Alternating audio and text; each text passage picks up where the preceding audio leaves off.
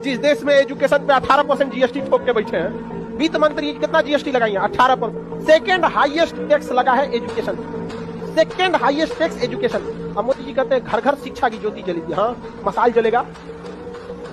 Second highest tax किसी देश में एजुकेशन पे ठोक सकते हैं, आप कभी कल्पना कर सकते हैं? एजुकेशन पे टैक्स ठोकेंगे। इंग्लैंड जैसा अमीर देश एजुकेशन फ्री देता है, जहां हार्वर्ड, कैम्ब्रिज ऐसे बड़े बड़े यूनिवर्सिटी है, कैम्ब्रिज है, ऑक्सफोर्ड है, वहां पर एजुकेशन। और हम मत पूछिए, एक से एक है भैया। धन्य है प्रभु लोग हमारे देश। हम 200 रुपया पढ़ाते हैं। आज भी हम निर्मला सीतारमण से कहते हैं कि 18% जीएसटी और इनकम टैक्स वाला हटा देना, हम 90 रुपया में पढ़ा देंगे। किसी को अनपढ़ नहीं पड़ेगा इतना, हम 90 रुपया में। क्योंकि एट लास्ट मेरे पास हम लोग तो परमिशन लेने गए, हम लोग को ना जमीन दे रहा है ना परमिशन दे रहा है। देख रहा है कि आदमी आया है एजुकेशन में और इसे दिमाग खराब करके, और ये कॉलेज वॉलेज खोल देगा ना और दिक्कत हो जाएगा। हमारे यहाँ कॉलेज अगर रहे तो हम तो किसी को भी कर दे, ग्रेजुएशन 4 साल का, 3 साल पढ़ो, 1 साल में तुम कमाना सीखो, 6 महीना हम ट्रेनिंग देंगे, 6 महीना में कमा के दिखाओ, 6 महीना लगातार अगर नहीं कमाया सर्टिफिकेट नहीं मिलेगा, मरो तुम। वो लाएगा वहां पे। माँ बाप किस लिए कर रहे हैं भैया? और एक नया कहावत आ गया कि पैसे का, पढ़ाई का मतलब पैसा नहीं होता है, ये नहीं होता है। तो ये बात तब कहो कि तब जो टीचर भी हैं वो भी पैसा ना ले। ये बात विद्यार्थियों के लिए केवल क्यों, जब पढ़ाई का उद्देश्य, पढ़ाई के बहुत सारे उद्देश्य हैं जिसमें एक रोजी रोटी भी है क्या? और ये सबसे जरूरी चीजें होती हैं यहाँ पर, और नहीं है बंद कर। हमेशा इस चीज पे ध्यान रखिए, ये जीवन आपका ब्रह्मचर्य जीवन है, इसमें इतना मुकाम हासिल कीजिए, उस बुलंदी पर जाइए ना कि जब आप नीचे बैठे तो लोग कहें कितना महान व्यक्ति है, न कि नीचे बैठने पे कहे कि इसका यही औकात है। बहुत बुलंदी पे चले जाएंगे ना तो आप नीचे बैठिए, लोग कहेंगे कितना संस्कारी है, कितना महान है, थोड़ा भी घमंड नहीं है, समझा? वो भी बड़ा लगने लगेगा। तो शिक्षा में वो ताकत है, बिना सिंहासन के आपको राजा बनाता है। तो राम अपने पिताजी को नहीं बचा पाए, भगवान कहते भगवान सब करता है, अपने पिताजी को नहीं बचा पाए, राजा दशरथ को। कुछ नियम है वो शाश्वत है। पुलिस को आपको हकीकत बोलते हैं, जिस दिन पुलिस वालों की दुर्दशा देख लीजिएगा, रोने लगिएगा। इतना उनके ऊपर मेंटल प्रेशर है, इतना 24 घंटा का ड्यूटी, उब जाइएगा वहां पे, उब जाएंगे एकदम। एक नॉर्मल इंसान से एक बहुत अच्छा आदमी या तो उससे पगला जाएगा, एकदम रूड हो जाएगा, देखते लाठी भांज देगा, या तो रिजाइन करके चल जाएगा। उनसे ना जबरदस्ती बेईमानी कराया जाता है, एकदम अजीब, मतलब देख के अजीब सा लगता है यार, क्या समझ रहे थे उनको, कैसे ये सब झेल रहा है सब।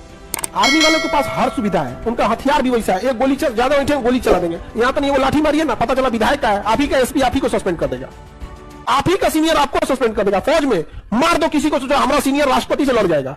फौज में ये चीज होता है, आप ही का सीनियर आपको सस्पेंड। शरीर में दम रहेगा, नींद नहीं आएगा, एकदम दबदबा, एकदम। तो खाना पीना एकदम अड़ाच के खाना है, गिन के नहीं, मुंह दुखा जाए तब छोड़िए। ये गिन के रोटी कौन खाए?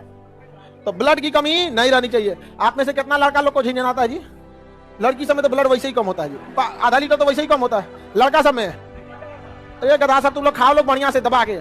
सब अभी आईआईटी बाबा आए थे, सबसे नहीं एक चीज था ना कि एक समाज में ये धारणा बनी थी कि बाबा लोग पढ़े लिखे नहीं हो। आईआईटी बाबा ने आके ये मिथ तोड़ दिया, नहीं समझा गया? आईआईटी बॉम्बे यहाँ पे, और बाबा लोग के बारे में ऐसा लगता है ना कि ये लोग कुछ नहीं जानते। एक से एक बाबा लोग इतना मस्त इंग्लिश बोल रहा है कि मीडिया वाला हट जा रहा है। ये अंग्रेजी पत्रकार को भेजिए जी, ये बहुत पढ़े लिखे लोग हैं यहाँ पे। मिथ टूट गया कि नहीं टूट गया यहाँ पर?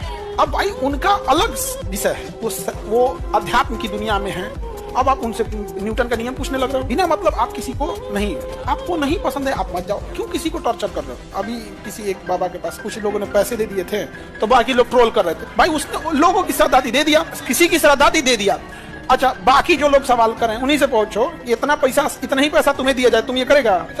कोई कर रहा है, उसको अपनी उसकी आस्था है। एक लिबरल कंट्री मतलब क्या होता है? जिसकी आस्था है, यदि वो किसी दूसरे व्यक्ति को तकलीफ नहीं दे रहा है तो उसको करने दो, क्या दिक्कत है? वो किसी को गलत थोड़ी चीज सिखा रहा है, जिसमें श्रद्धा है, जितने अपना कर। कि हम स्टूडेंट हैं, हम स्टूडेंट है साहब, हमारी आंख का पानी और हमारी दिल की कहानी हर किसी के समझ में नहीं आ सकती। कमाओ भाई, प्लीज कमाओ, मेहनत करो जाके, क्योंकि आज के टाइम पे आपको भी पता है मनी कितना इंपॉर्टेंट है, और not only for you, for your family too. आज चाहे आपको अच्छा एजुकेशन चाहिए, आपको अच्छी हेल्थ चाहिए, आपको कुछ भी चाहिए, you need money for that, और उसके लिए आपको काम करना पड़ेगा।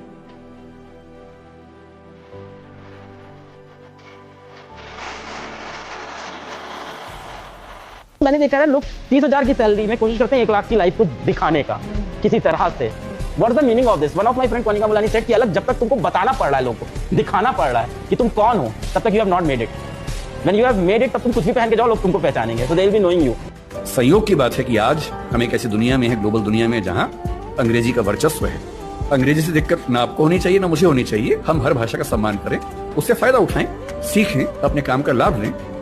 मुझे चिंता केवल तब होती है जब भारत में होते हुए कोई मुझसे ये उम्मीद करता है कि मुझे हिंदी बोलने में शर्म होनी चाहिए। चिंता केवल तब होती है भारत में होते हुए मैं अपनी भाषा बोलूं, अपनी भाषा बोलने मुझे काहे की शर्म होनी चाहिए। और अगर आपसे लोग डरते हैं और आपको इसमें खुशी है तो ये गधापन है।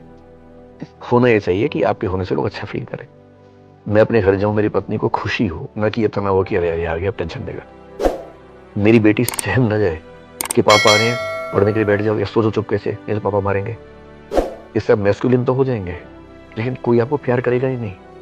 कुछ लोगों ने गलत फहमी डाल दी कि लड़कियां सिर्फ सुंदर लगती हैं ताकि लड़के उन्हें देखें। ऐसा नहीं है बेटा, ऐसा बिल्कुल नहीं है। तुम्हारी माँ, तुम्हारी बहन जब यंग एज में थी ना, वो भी अच्छी बन के रहती थी। कारण अच्छा बनने से कॉन्फिडेंस आता है, अपने आप को अच्छा लगता है कि हम अच्छे लग रहे हैं। किसी को दिखाने के लिए अच्छा लगना जरूरी नहीं है। ये पता नहीं किस बेवकूफ ने ये विचारधारा बना दी कि लड़कियां जो है वो दूसरों को दिखाने के लिए अच्छी। ऐसा बिल्कुल नहीं है।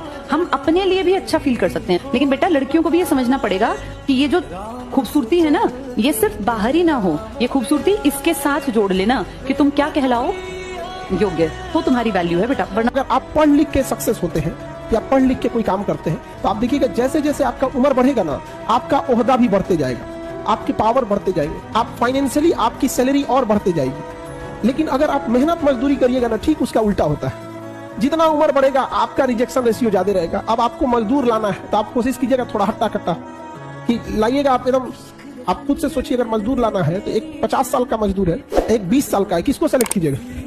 लेकिन अगर आपको एक ऑपरेशन कराना है, एक 20 साल का डॉक्टर है, अच्छा से दाढ़ी मोछ भी नहीं आया है, एक 50 साल का तजुर्बेदार डॉक्टर है, किसे कराइएगा? अंतर समझ में आ गया पढ़ाई का? तो इसलिए ये एक ऐसा इन्वेस्टमेंट है ना कि जब तक जिंदा रहिएगा ना, इसका रिटर्न आते रहेगा।